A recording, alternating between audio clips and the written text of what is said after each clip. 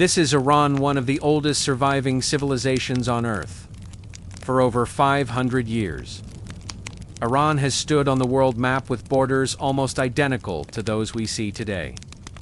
Throughout history, nearly every global superpower has attempted to invade it, from the Romans and Arabs to the Mongols, Turks, Russians, and even the British. Virtually every empire has tried to bring Iran to its knees, and virtually every one of them has failed. Despite the West's overwhelming military might and massive economies, no Western power has ever truly overcome Iran. One of the primary reasons Iran remains an impenetrable fortress is its formidable geography. The natural walls of defense. To the south and west lies the Zagros Mountains. This massive range stretches along the border with Iraq and extends all the way to Turkey, providing a spectacular natural shield against foreign invasion. The terrain is jagged, rocky, and notoriously difficult to traverse. These mountains proved decisive during the 1980 Iranian War. Iraq's initial plan was to seize the oil-rich Khuzestan province, push into the heartland to capture major cities, and crush the Iranian Revolution. However, for the next 2 years, Iraqi forces remained bogged down in Khuzestan. Their repeated attempts to cross the Zagros Heights ended in failure, when Iran eventually counterattacked and pushed into Iraqi territory. They faced their own supply chain nightmare. While Iraqi troops were easily resupplied by their nearby cities, Iranian forces struggled to transport weaponry because their main arsenals and major hubs were isolated on the far side of the Zagros. After 8 years of brutal conflict, the war ended with the borders exactly where they started. In the north, along the Caspian Sea, the Alborz Mountains stand guard. But these peaks are more than just a barrier. They are a treasure trove of resources, containing uranium, silver, gold, and zinc. In fact, Iran holds some of the world's largest zinc reserves. This geographic value skyrocketed with the discovery of massive oil and gas fields near the Persian Gulf. Additionally, Iran boasts a coastline stretching approximately 2,500 kilometers.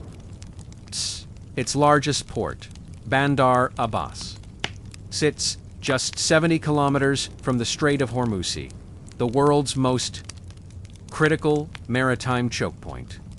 Even if an invading army managed to breach the coastlines and the 2 great mountain ranges, they would still have to survive Iran's 2 massive death traps, the Lut and Kavir deserts. The Lut Desert is officially one of the hottest places on Earth, with temperatures once recorded at a staggering 70 degrees Celsius, 158 F. This brutal, unforgiving terrain makes a full-scale conquest of Iran an absolute logistical nightmare. The modern strategy, the axis of resistance in the modern era. Iran's strength is not just defined by its rocks and sand, but by its geopolitical strategy. With a population of roughly 90 million, 95% of whom are Shi'aran, has a distinct socio-political structure: 62% Persians, 16% Azerbaijanis, 10% Kurds, and the remaining 12% a mix of Bulaks, Arabs, and Turkic peoples. Before the 1979 Islamic Revolution, Iran was a liberal Lenin. Staunch US allies so close that Washington even supplied them with advanced fighter jets. Before 1979, Iran and Israel actually shared a warm relationship.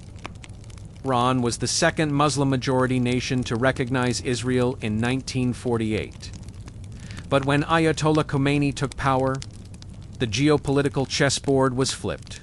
Iran became a fierce supporter of the Palestinian cause, branding Israel its #1 enemy. They severed diplomatic ties, canceled all flights to Israel, and turned the former Israeli embassy in Tehran over to the Palestinians. Sensing a threat to their own monarchies and fearing the export of revolutionary ideals, neighboring Arab nations grew wary. This fear led many to support Saddam Hussein's invasion of Iran. From that war, Iran learned a vital lesson: to survive, they had to project power far beyond their borders. Between Iran and Israel lie several hostile Arab states. To bypass this, Iran began backing anti-Israel forces: Hamas in Palestine, Hezbollah in Lebanon, the Fatmoun Brigade in Syria, al-Hasht al-Shabi in Iraq, and the Houthis in Yemen. Today, this network is known as the Axis of Resistance. Through these proxies, Iran can exert immense pressure on Israel and Arab rivals, forcing them to think twice before taking any direct action against Tehran. The high-tech deterrent beyond proxy warfare, Iran has emerged as a leader in drone technology. Their drones are low-cost, high-impact weapons. For instance, Western forces have had to use air defense missiles costing $1 million to shoot down a single Iranian-shaped drone that costs only $20,000. These drones have become so effective that they are used by the Houthis in Yemen and have even been deployed by Russia in the war in Ukraine. Furthermore, according to U.S. Central Command, Iran possesses the largest and most diverse ballistic missile arsenal in the Middle East, with ranges reaching up to 2,000 kilometers. Conclusion: a global crisis in the making. Despite having a much economy than the West, Iran's combination of defensive geography, proxy networks, and missile technology makes it a hard nut to crack. Uncertainties surrounding its nuclear program only add to Western hesitation. With the quiet backing of Russia and China, Iran remains a pivotal player. Any direct conflict with Iran wouldn't just be a localized war. It would be a geopolitical earthquake affecting global energy markets and international security. If a war were to break out, the haunting question remains: would it stop at Iran's borders, or would it drag the entire world into a catastrophic global crisis?